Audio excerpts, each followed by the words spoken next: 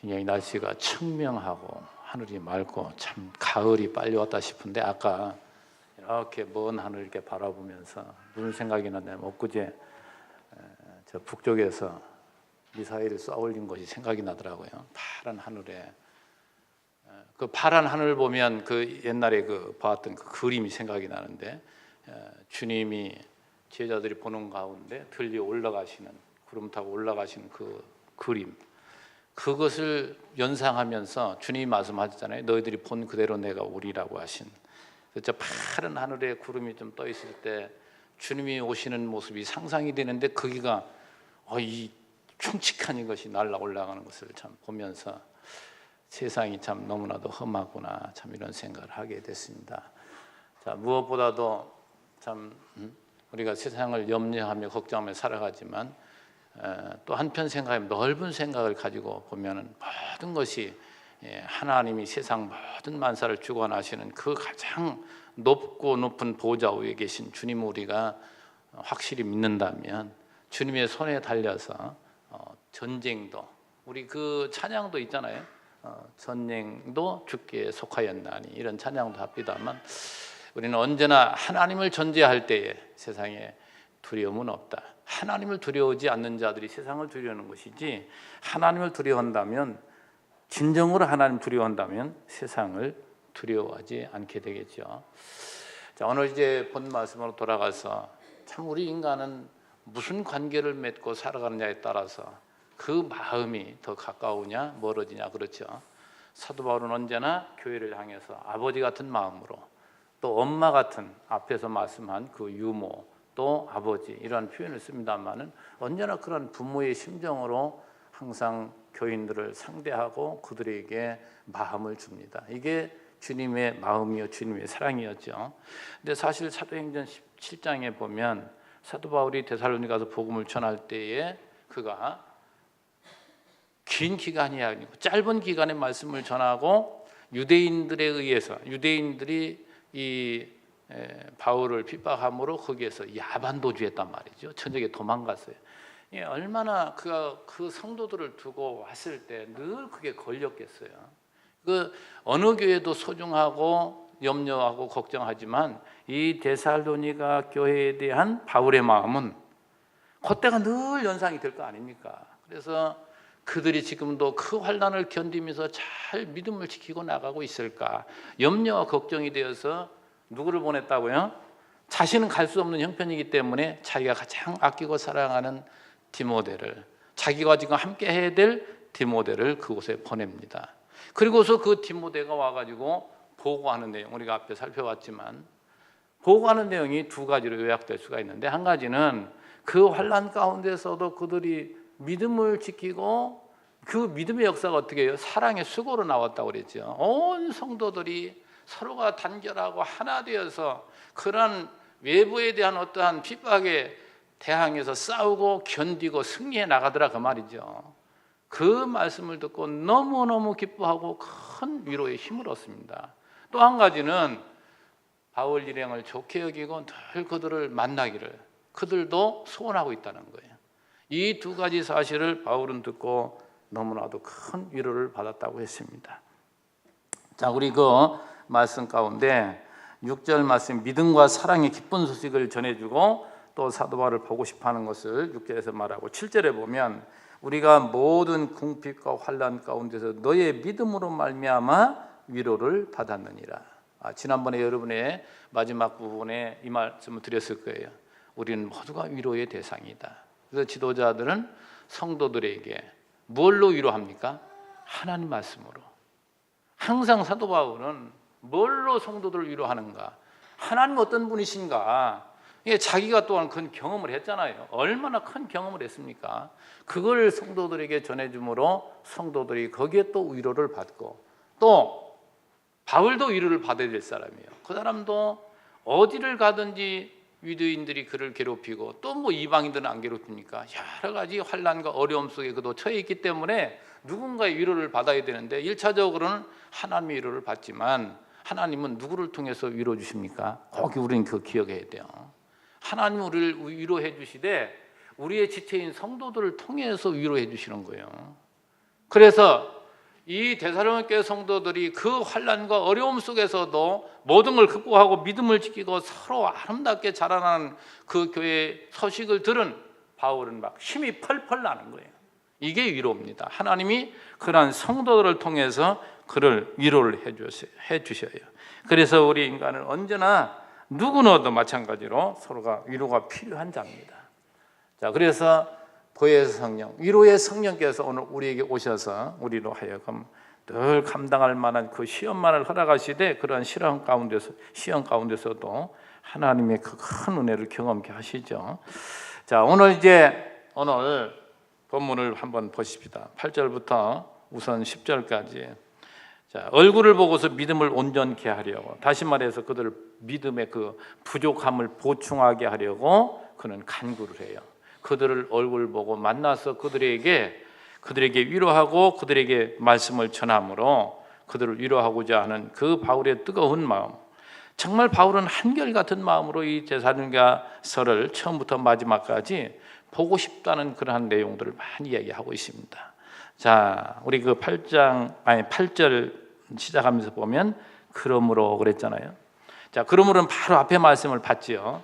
그러니까 바울이 자신도 환난과 궁핍, 그 어려운 가운데서도 데살로니가 교회 성도들이 그들도 마찬가지 그런 환경이잖아요. 바울도 마찬가지지만 바울이나 데살로니가 성도들이나 그 환경은 언제나 열악합니다.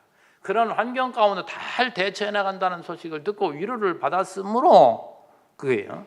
그러므로 또 한 번 반복해서 말해요. 너희가 주 안에서 굳게 선즉 우리가 이제는 살리라. 이제는 산다는 얘기는 너희들 걱정 때문에 내가 죽을 뻔했는데 이제 발 뻗고 자겠다. 이 소식을 들으니까 너무너무 반갑다. 그 얘기죠.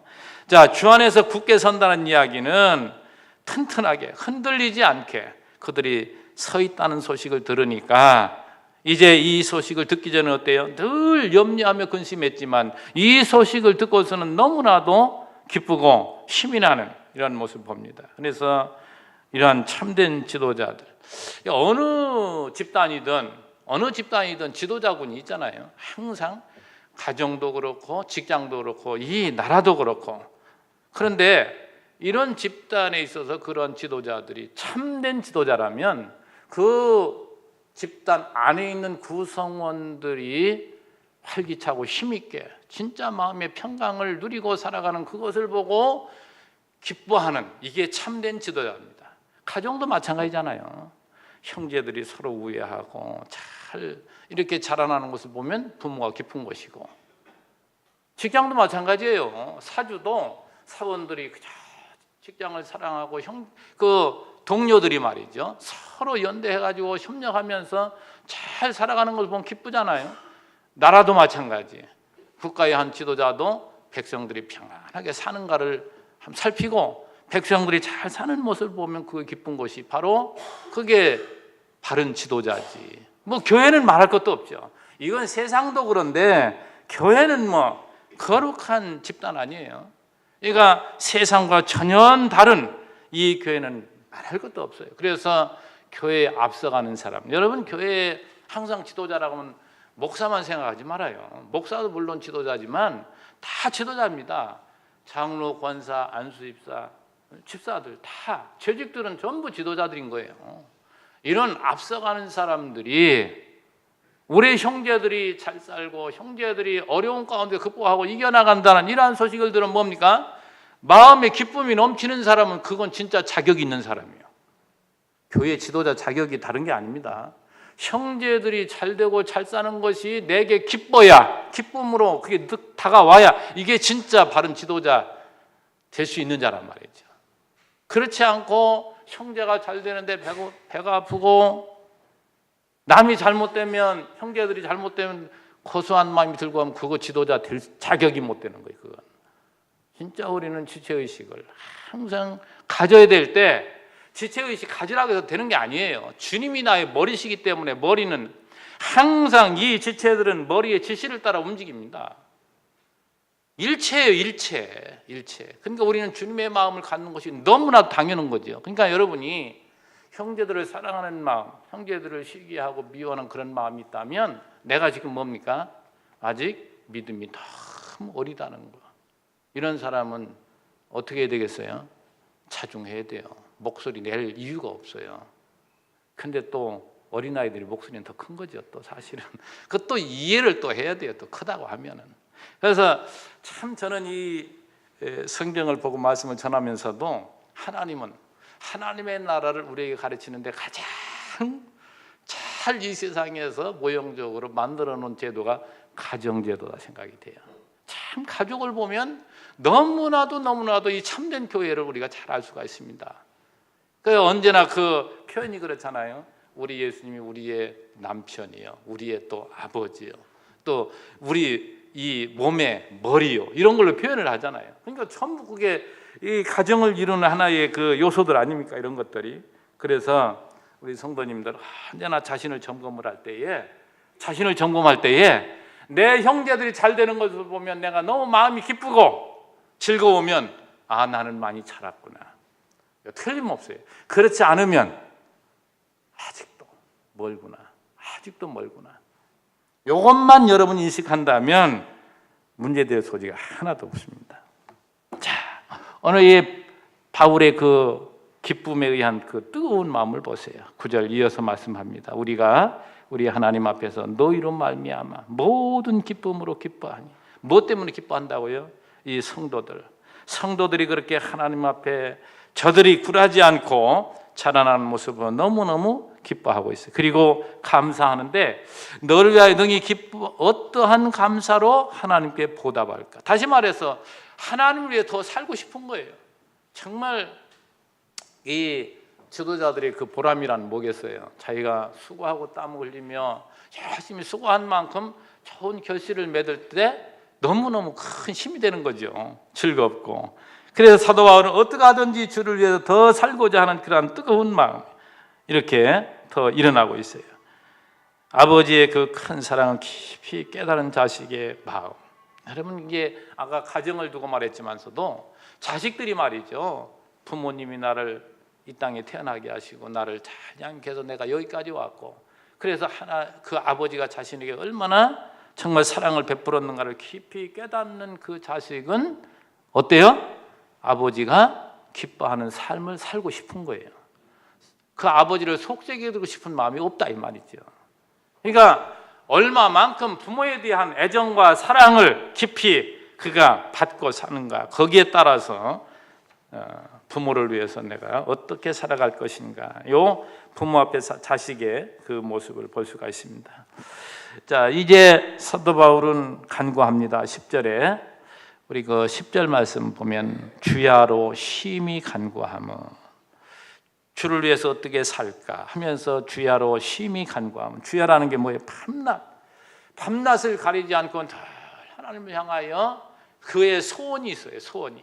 그것이 뭐예요? 데살로니가에 가고자 하는 것. 그리고 가서 그들을 위로하고 붙들어주고 그들을 오늘 본문에 말한 것처럼 그 믿음이 부족한 것을 보충하고자 하는 그러한 마음이죠. 자, 그런데 그 10절 말씀 보면 주야로 심히 간구하면서 먼저는 너의 얼굴을 보고, 참 이 대면 서로가 얼굴을 보고 산다는 것 같이 좋은 게 없습니다. 같은 내용을 전달할 때도 마찬가지예요. 전화로 하고 편지로 하는 것보다도 마주 보고서 대하고서 이야기할 때는 그 사람의 마음이 전달이 되니까 이게 듣는 거하고 또 편지로 하는 거는 다르단 말이죠. 실제 보면서 이야기하는 것이 너무나도 중요해요. 그러니까 사도 바울은 지금 데살로니가 교회에 편지를 써서 보내지만 그것을 뛰어넘어 다시 그들을 대면해 가지고 직접 그들을 점검하고 그들에게 하나님 말씀을 더 가르쳐 주시는 그 뜨거운 마음이 있다 이 말이죠. 그러면서 얼굴을 보고 너의 믿음이 부족한 것을 보충하려 함이라. 자, 이 데살로니가 성도들을 보고 그들의 부족한 것을 보충하고자 하는 그러한 마음. 자, 보고자 하는 그러한 생각을 다시 한번 더 생각해 볼 때, 자, 이제 아까도 그 환경을 말씀드렸잖아요. 그렇게 디모데에게 보고를 들었지만 이 바울에게는 무슨 생각이 항상 있어요? 자기가 거기를 떠나올 때 그 환경이 늘 남아 있잖아요. 그래서 직접 확인하고 싶은 거예요. 제자한테 들었지만 직접 가서 그들을 대면해서 보고 싶은 것. 그 요마가 이것을 생각해 보니까 뭘로 표현하냐면, 정말 아버지가 물가에 있는 자식을 늘 염려하듯이, 물가에 있는 것처럼 염려한다고 하잖아요. 부모가 자식을 밖에 내보내면. 그러듯이 지금 이 달려가고 싶은 아버지의 마음이란 말이죠, 이 바울은. 그래가지고 가가지고서 그들을, 연약한 그들을 보충시키는 그러한 마음. 그래서 요 단어도 한번 잘 우리 한번 생각해 봅시다. 너의 믿음이 부족한 것을 보충하게 하려 함이라. 사실 생각해 보면 데살로니가 성도들이 신앙생활 잘 한다고는 하지만 신앙생활은 연조가 얼마나 되며 바울이 가서 가르친 것이 얼마나 되며 그 후에 그들 가운데 또 세워진 지도자가 얼마나 가르쳤겠는가. 이러한 끊임없는 염려와 근심 때문에 사도 바울은 지금도 달려가서 그들을 찾고 믿음을 더 키워주고 싶은 거예요. 그래서 여러분에게 자주 말씀드리는 이 믿음이라는 것이 뭡니까? 여러 가지 요소가 있지만 첫째도 둘째도 들어야 되는 거잖아요. 하나님 말씀, 이 복음을 들어야, 이 생명의 신령한 양식을 매일매일 공급받아야 우리의 신앙은 자란다 이 말이죠. 우리 예수님께서 가르쳐준 기도 중에 무슨 기도가 있습니까? 오늘 우리에게 일용할 양식을 주시옵고. 일용할 양식을 구하라 그 말이에요. 일용할 양식. 근데 그 일용할 양식도 여러분이 많이 말씀드렸을 거예요. 우리가 먹고 지금 현재 이 육을 위해서 먹는 양식, 요걸로다가 많이 이걸 또 이해를 하더라니까요. 1차적으로 모형적으로 그렇게 생각할 수도 있겠지만 어찌 그걸 가르치는 거겠느냐. 신령한 양식을 말하는 거죠. 이 신령한 양식을 이야기할 때마다 생각나는 것이 광야의 이스라엘 백성들의 그 만나를 우리가 기억하잖아요. 만나를. 자, 제가 자주 언급합니다만은 우리 성도들은 대부분이 그렇잖아요. 양식을 한꺼번에 많이 주어가지고 많이 쌓아놓고 먹고 싶을 때마다 먹으면 얼마나 좋겠어요. 근데 하나님은 뭐예요? 꼭 일용할 양식만 준다니까요. 그날 더 많이 거두면 뭐예요? 다 썩어요. 이게 얼마나 깊은 내용인지 모릅니다. 여러분, 우리가 삼시세끼를 먹지 아니하면 이 육신이 힘을 못 쓰듯이 우리가 이 신령한 양식을 매일매일 공급받지 아니하면 나도 모르게 여전히 곁길로 간다니까요. 언제나 욕망의 노예가 되어서 그쪽으로 가고 있어요. 그걸 하나님의 신령한 말씀을 우리가 공급받을 때, 우리는 그걸 딱 비춰볼 때 내가 옆길로 가고 있구나. 이게 인식이 되는 거지. 하나님 말씀 안 들으면 그 길이 옳은 길인 줄 알아요. 전부가 그렇습니다. 그래서 매일매일 하나님 말씀을 우리가 듣는 것이 그만큼 중요해요. 여러분, 성경 다 가지고 계시죠? 한 분도 안 가지고 계신 분 없을 거예요, 아마. 근데 일상생활에 쫓기다 보니까 하루에 한 번도 성경 안 들여다본 분들이 꽤 있을 거예요.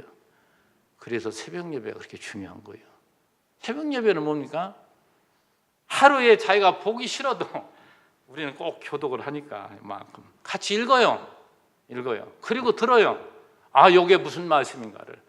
그걸 붙잡고 그날 기도하고 하루 시작하니까 하루 살아가면서 어찌 그 말씀이 생각이 안 나겠어요? 그 옆길로 가는 것이 보인단 말이죠. 힘들고 지친 세상 가운데 이렇게 새벽에 늘 나와서 말씀을 듣지는 못할 망정 밥 잡술 때마다 늘 생각하세요. 오늘도 하나님 말씀 내가 듣고 봐야지. 이런 생각을, 이런 결단을 하시고 매일매일 그 신령한 양식을 잡수시기를 바라요. 이걸 잡수셔야 우리의 신앙이 자란다니까요.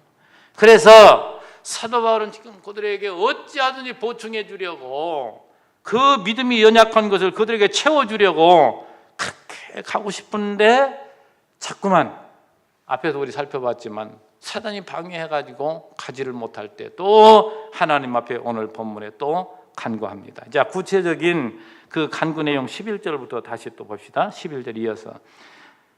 자, 이제 기도를 받으실 대상이 하나님 우리 아버지 또 우리 주 예수, 동격이죠. 자, 하나님 우리 아버지와 우리 주 예수는 한 분이시잖아요. 그분 앞에 기도하는데 우리의 길을 너에게로 갈 수 있게 하시오며. 여러분에게 오늘 이 기도에 대해서 잠깐 조금 말씀을 드릴게요. 정말 우리 예수 믿는 사람들은, 예수 안 믿는 사람들은 기도할 필요 없습니다. 그건 뭐 이방 종교 우상에게 기도하는 거, 그건 뭐 기도가 아니고, 우리 기독교에서 얘기하는 기도가 아니고, 우리 기독교에서 얘기하는 기도는 무슨 기도냐? 이건 우리의 삶의 방식이에요. 이건 해도 되고 안 되는 게 아니고, 이건 할 수밖에 없어요. 왜요? 믿음의 역사는 우리로 하여금 뭡니까? 기도를 통해서 이루어 주신다니까요. 기도는 뭡니까? 우리의 소원이라니까요. 하나님 앞에 우리의 소원. 그래서 하나님께서는 기도를 통해서 모든 걸 이루어 가셔요. 이제 구약의 모든 역사를 보십시오. 하나님께서는 자기가 자기 백성들에게 하실 일을 말해줘요. 그런데 그게 됩니까? 안 됩니까? 자기 능력으로는 안 되게 하셔요. 그럼 뭐 하게요? 기도하게. 하나님을 믿으면, 하나님의 그 약속을 믿는다면 기도 안 할 수가 없잖아요. 기도라는 것은 해도 되고 안 해도 되는 것이 아니고, 기도는 반드시 하게 돼 있는 거예요. 그래야 그것이 이루어졌을 때 하나님 하신 것을 우리가 깊이 깨닫고 그걸 알게 되잖아요. 그래서 이 믿지 않는 사람들은 전부 우연이 됐다 오는 거죠. 운이 좋다 이런 얘기를 많이 하잖아요. 근데 그게 아니에요. 하나님이 우리에게 이루어 주시려고 그 소원을 주신다니까요. 그걸 믿고 바라도록. 그래서 여러분 그 모든 역사를 보세요.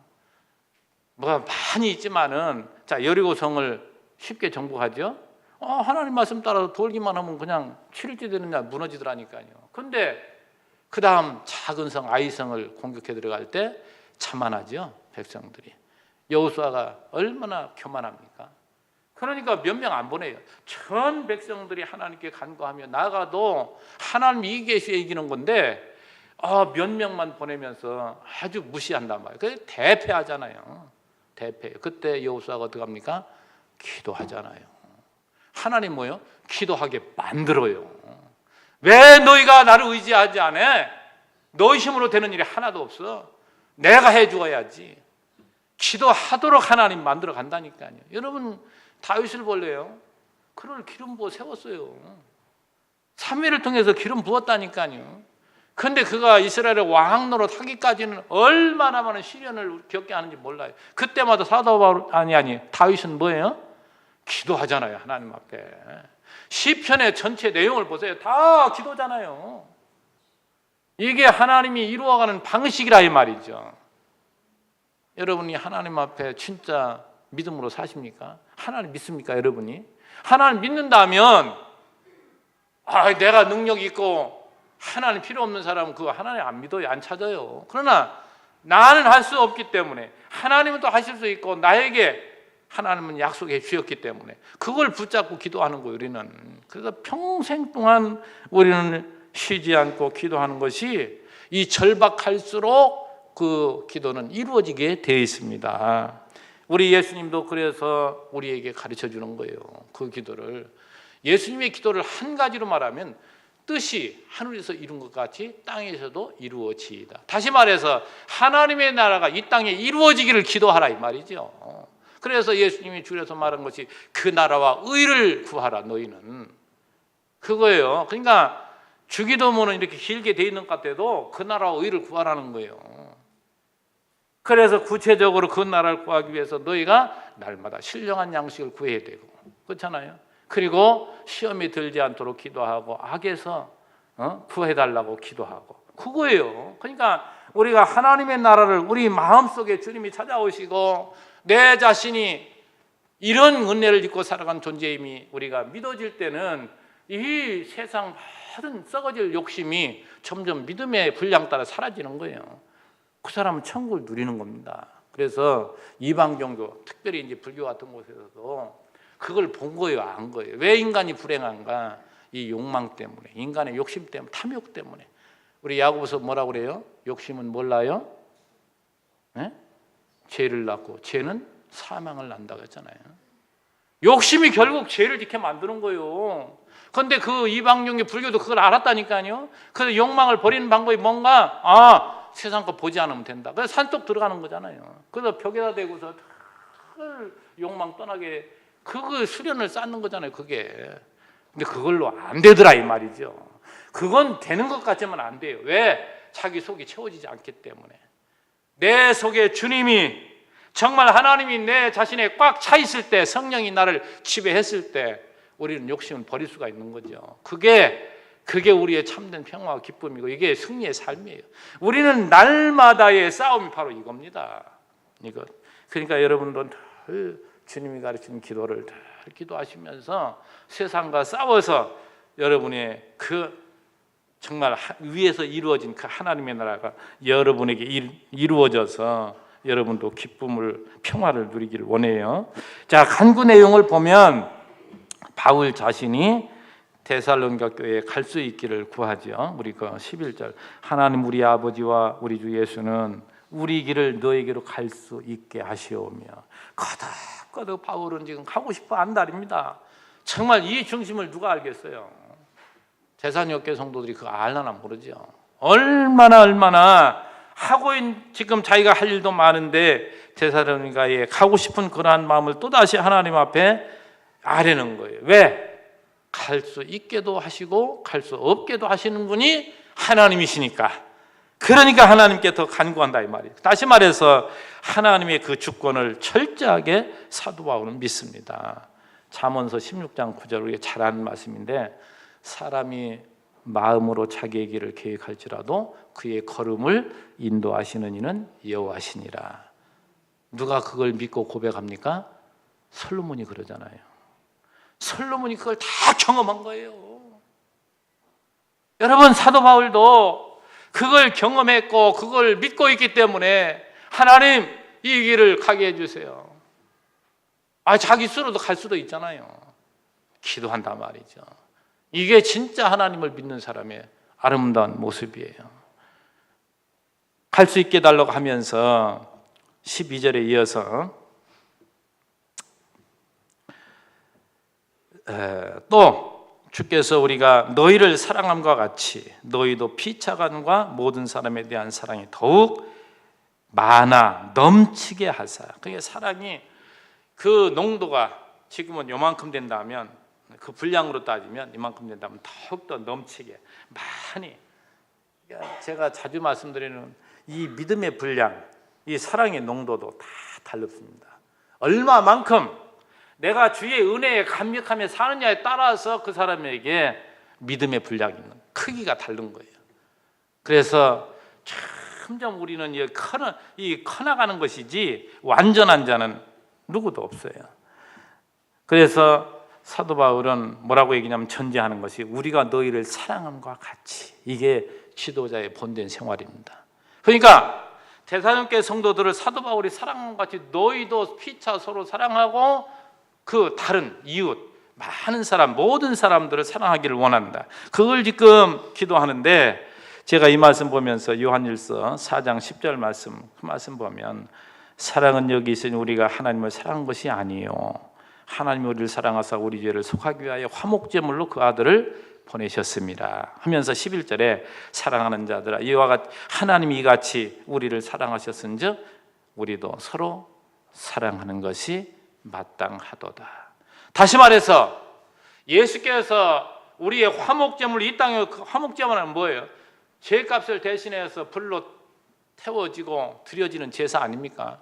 화목제물로 이 땅에 오셔서 우리를 위해서 희생하신 그 주님이 바로 하나님의 사랑을 우리에게 보여주는 표현 방식이란 말이죠. 자기 아들을 내어줄 만큼 우리를 사랑하신 그 주님의 사랑을 우리가 먼저 하나님 사랑한 것이 아니라 하나님 그렇게 우리를 사랑했기 때문에 우리가 서로 사랑하신다고 마땅하지 아니하냐, 이걸 지금 말하는 거예요. 그래서 사도 바울도 자기가 그렇게 경험했지만 오늘 데살로니가 교회들을 그렇게 그는 사랑했거든요. 그 사랑의 표현 방식이 뭐예요? 내가 너희들한테 섬김을 받고 너희들이 나를 이렇게 참 도와줘야 되지만 자기의 선교비를 주고 삶의 모든 것을 너희들이 해둬야 마땅하지만 너희들의 폐를 끼치지 않기 위해서 내가 밤낮 일하면서 그렇게 전도한다는 것을 그들에게 보여. 그게 뭡니까? 그들을 사랑하는 하나에 보여주는 거예요. 그게 사랑의 모습이라니까요. 그러니까 어찌하든지 다양한 모습으로 사도 바울이 데살로니가 성도들에게 사랑을 베풀었는데 그와 같이 너희도 피차 사랑하고, 피차는 성도 간의 사랑을 이야기하는 것이고, 그 다음에 모든 사람에 대한 사랑이 더욱 많아 넘치게 하기를 원한다. 그러니까 형제들뿐만 아니라 그걸 넘어서 얼마나 사실 생각하면 넓게 생각해 보면 정말 긍휼히 여길 대상들이에요. 모두가. 왜? 전부가 눈이 멀어서, 신령한 면으로 보면 전부 눈먼 자들 아닙니까? 전부 장애자들이고 전부 눈먼 자들이고 전부가 지옥으로 지금 향하고 있는 자들 아닙니까? 예수 안 믿는 그런 사람들을 볼 때 얼마나 그것이 참 딱한 모습이냐 말이죠. 자, 그런데 무엇보다도 그 12절 들어가면서 자기가 데살로니가 성도들을 사랑한 것도 누가 그렇게 했다고요? 주께서. 이게 항상 전제되는 거예요. 주께서 우리가 너희를 사랑함과 같이 그렇게 하시기를 원나요. 주께서 그렇게 해주시기를 원다 이 말이에요. 자기들이 데살로니가 성도들을 사랑한 것도 주께서 그렇게 해주신 것인데 너희도 피차 사랑하고 모든 이웃들에게도 사랑을 베풀을 수 있는 자, 큰 자가 되는 것도 바로 주께서 해주셔야만 되기 때문에 지금 바울은 하나님 앞에 기도할 수 있는 것이죠. 근데 사실 사랑하지만 사랑을 이웃에게 베풀라 이렇게 말씀하지만 우리가 주님의 사랑으로 채워진 만큼 남을 사랑할 수 있는 것이지 채워지지 않으면 절대 남을 사랑할 수가 없습니다. 그러니까 제일 중요한 것이 내가 하나님으로부터 어떤 존재인가를 우리가 분명히 확인받고 주님의 사랑을 우리가 느끼고 살아갈 때만이 우리들은 진정으로 사랑을 할 수가 있는 것이죠. 이어서 13절 봅시다. 너의 마음을 굳건하게 하시고 우리 주 예수께서 그의 모든 성도와 함께 강림하실 때에 정말 성도들의 그 마음을 굳건하게 해줄 것을 먼저는 간구합니다. 흔들리지 않고 튼튼하게. 자, 그런데 하나님이 자기 백성들을 튼튼하게 굳건하게 하시는 방법이 아까 말씀드렸지만 제가 누차 말씀드리지만 에베소서는 우리에게 진리를 말씀하고 그 이후에 빌립보서부터 이 데살로니가까지는 생활로 우리를 모자 함께 진리와 생활, 그러니까 이론과 실제를 얘기하고 있단 말이죠. 여러분, 이 하나님 말씀을 머리로만 알고 있는 이 사람은 진짜 아는 게 아니에요. 이 말씀이 이해가 돼서 마음이 뜨거워져서 삶까지 나와야 이게 믿음의 행위잖아요. 믿음의 행위. 그래서 제가 이제 자주 언급하는 말씀 가운데 야고보서는 믿음과 행함을 우리에게 말하는 게 아니고 믿음의 행위를 말하는 거예요. 그 용어를 잘 이해를 하셔야 돼요. 그러니까 어떤 그 유명한 그 학자는 믿음과 행함을 열차 레일을 이야기하면서 열차 레일은 만날 수 없는 것 이렇게 표현을 하면서 그걸 가르치는데 절대 아니에요. 우리가 하나님을 믿는다는 그 믿음의 분량이 커진 만큼 뭡니까? 믿음의 삶이 나와요. 그것이 뭘로 나와요? 사랑으로 나온다니까요. 그 사랑의 수고가 나온단 말이에요. 하나님께서는 그래서 오늘 우리들 하여금 이 진리의 말씀으로 우리를 위로해 주시고 우리를 가르치시지만 또 한 가지는 뭡니까? 이 생활로 가장 가까운 밀접한 우리 관계, 가족 구성원의 그 관계라든지 직장 관계라든지. 그런데 그런 것보다 더 뛰어난 것이 뭡니까? 우리 교회 안에 있는 성도들을 하나님이 통해서 우리를 때로는 힘들게도 하고 위로도 하고 서로 힘든 과정도 있죠. 성도들끼리. 이러한 모든 것들을 통해서 하나님 우리를 지금 만들어가는 작업을 하고 있다 이 말이죠. 이 바울의 간절함은 이것을 전하려고. 내가 너희들을 얼마나 사랑하는가. 그리고 너희들을 사랑하는 많은 지체들이 너희 데살로니가 교회 그 안에만 있는 것이 아니고 이렇게 많은 지역의 교회들이 서 있고 그 교회들이 너를 위해서 기도하고 있고 그들이 지금 응원하고 있다. 이런 걸 전하고 싶어서 그는 가고자 하는 것이죠. 그리고 마지막 부분에 있어서 자, 그의 모든 성도와 함께 강림하실 때 우리 주님께서 요한계시록에 보면 주님이 재림하실 때 강림하실 때 모든 흰옷 입은 무리와 함께 셀 수 없는 흰옷 무리와 함께 정복하러 오시잖아요. 재림하실 때. 그와 같은 그 표현이죠. 성도와 함께 강림하실 때에 하나님 우리 아버지 앞에서 거룩함에 흠이 없게 하시기를 원하노라. 흠없는 인간이 어디 있습니까? 이 얘기는 뭐예요? 참 좀 채워서 믿음이 부족한 것을 채워서 성도들이 더욱더 커나가기를, 더 믿음이 자라기를 지금 사도 바울은 간절히 구하는데, 그것이 1차적으로 자기가 그들을 보고 그들에게 이 뜨거운 마음을 그들에게 전하고 하나님 말씀 풀어 가르치고 해서 그들로 하여금 점점 믿음이 자라서 어떠한 환난도 이겨나갈 수 있는 그러한 자로 만들고자 하는 뜨거운 마음으로 데살로니가 교회를 위해서 지금 하나님께 기도하는데요, 이 내용을 누구에게 지금 전하는 거예요? 데살로니가 교회 성도들에게. 나는 이렇게 하나님께 구하고 있다. 이걸 지금 그들에게 보여주는 거예요, 이 서신을 통해서. 우리 성도 여러분, 정말 우리는 하나님이 오늘 우리에게 무엇을 원하시는가? 하나님 우리를 자꾸 이 땅 위에 살아가면서 이 진리의 말씀을 통해서 하나님이 이런 분이시다, 또 인간이 어떤 존재인가를 가르쳐 주시되 우리 삶 속에 부단히 부딪히면서 우리를 지금도 연단하고 계시다. 우리를 훈련하시고 키워가신다 이 말이죠. 키워가는데 요 자란 만큼 어떻게 한다고요? 자란 만큼 삶이 나옵니다. 그래서 가정에서도 또 직장에서, 특별히 교회에서도 내가 어린 자들을 위해서 땀 흘리고 수고해서 정말 그들이 잘 되는 것을 보고 기뻐하고, 그들에게 예를 들어서 이제 모형적으로 보면은 어린 아이가 지금 사탕을 먹고 싶어 합니다. 사탕을 먹고 싶어요. 사탕 하나 딱 사줘가지고 그에게 주면 얼마나 좋아해요. 그걸 보면 내가 마음이 기쁘잖아요. 그런 것처럼 이 교회 안에서도 마찬가지, 힘들고 어려운 사람에게 위로하고 함께 힘이 되어주고 이렇게 하는 그것이 나에게 참된 기쁨으로 느껴지고, 그걸 정말 내 생애에 가장 중요한 것으로 여기고 살아간다면 그 사람은 진짜 행복한 사람이고, 교회 머리가 되시는 그리스도에게 기쁨을 주는 삶이고, 그것이야말로 하나님이 원하는, 다시 말해서 거룩한 삶이란 말이에요. 이게 거룩한 생활이 다른 게 아니에요.